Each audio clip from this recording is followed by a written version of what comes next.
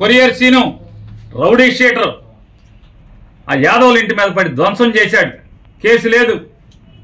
ఇవాళ బందర్లో ఉన్నటువంటి రౌడీ షీటర్లు పాలకేంద్రం చిలకలపూడి పాలకేంద్రం సురేష్ అనేవాడు ఇవాళ ఈ ధ్వంసంలో మన 8వ వార్డులో విశ్వబ్రాహ్మణ కాలనీలో అలుగోజు రాజశేఖర్ ఇంటికి వెళ్ళారు.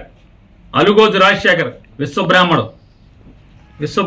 అలుగోజు రాజశేఖర్ కంసాల పని చేసుకుంటాడు, బతుకుతూ ఉంటాడు భార్య పిల్లల్ని. అతని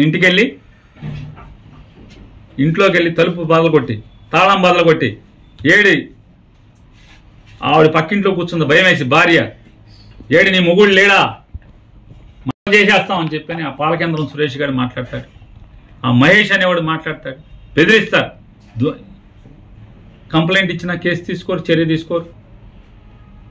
ఆ పాలకేంద్రం సురేష్ అనేవాడు కలెక్టర్ బంగ్లా దగ్గర ఎన్జిఓ కాలనీలో ఒక వైఎస్ఆర్ కాంగ్రెస్ పార్టీ కార్యకర్తకి ఇంటికి వెళ్ళి కారు మీద రాస్తాడు, వీడిని వెనకాల షీల్డ్ మీద అది ఏం మిల్క్స్, అది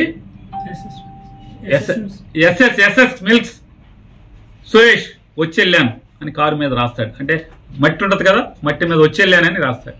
ఇంకా కౌంటింగ్ పూర్తవలా గూండాలు ఆ ఇంటి మీద పడి కనీసం ముసలావిడని కూడా 65 ఏళ్ల పెద్దావిడని కూడా చూడకుండా ఆవిడ్ని కొట్టి ఇల్లంతా ధ్వంసం చేస్తే ఇంట్లో టీవీలు సామాన్లు మొత్తం మంచము టేబుల్స్ ఫ్రిడ్జ్ అన్ని బద్దలు కొడితే పోలీస్ కేసు లేదు. కేసు ఇస్తే కేసు రిజిస్టర్ చేయరు, కాగితం ఇచ్చినా కూడా పోలీస్ స్టేషన్లో గిరాటు కొట్టే పరిస్థితి. ఎనగుదురు పోలీస్ స్టేషన్ ఇంతవరకు కేసు కట్టలేదు.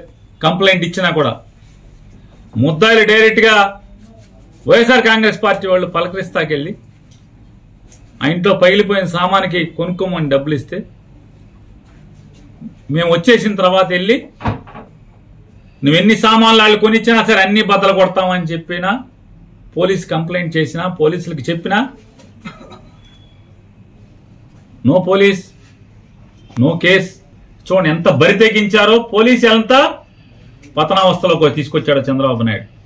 పోలీసు వ్యవస్థను ఎంత పతనావస్థకి తీసుకొచ్చాడు అంటే ఇల్లు మొత్తం ధ్వంసం చేస్తే ఒక ముసలావిడ ఉంటుంటే ఇంట్లో యాదవులావిడ ఇల్లు ధ్వంసం చేసి ఇల్లంతా సామాన్ అంతా మొత్తం ధ్వంసం చేస్తే కేసు ఇస్తే కేసు లేదు.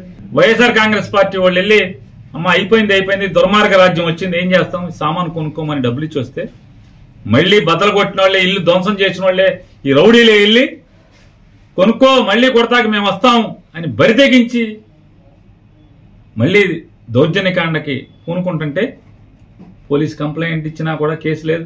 దౌర్జన్యానికి వెళ్తే ఆ అమ్మాయి తిరిగి ఏమయ్యా బాంబులు నా మీద వేస్తావా, నువ్వు గెలిస్తే మీ ఊరేగు మా మీద దౌర్జన్యం చేస్తారా, నా మొగుడితో ఏం పని నీకు అని చెప్పని అడిగితే ఇంట్లోకి వెళ్ళి ధ్వంసం చేశారు, కేసు లేదు. తిరగబడ్డారు అప్పుడు వాళ్ళు.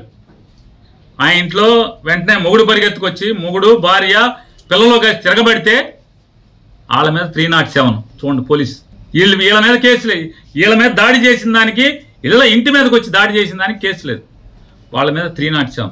దాంట్లో మళ్ళీ పోలీసు ఎంత దిగజారిపోయే వ్యవస్థ అంటే ఇదన్నీ సాక్ష్యం, కళ్ళతో సాక్ష్యం చూస్తూ కూడా. నేను గొడవ జరుగుతుందని బందర్ డిఎస్పీ గారికి ఫోన్ చేశాను, బలవాన్పేటలో గొడవ జరుగుతుందని చెప్పాను పోలీసుని పంపని.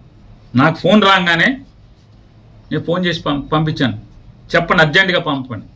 పోలీసు ప్రత్యక్షంగా ఉండగా ఆ ఇంటి మీద గొడవ చేసి కొడితే పోలీసు ఉన్నా కూడా ఏం పట్టించుకోకపోతే వాళ్ళు తిరగబడితే ఆత్మరక్షణ కోసం తిరగబడితే 307 వీళ్ళు కేసు లేదు.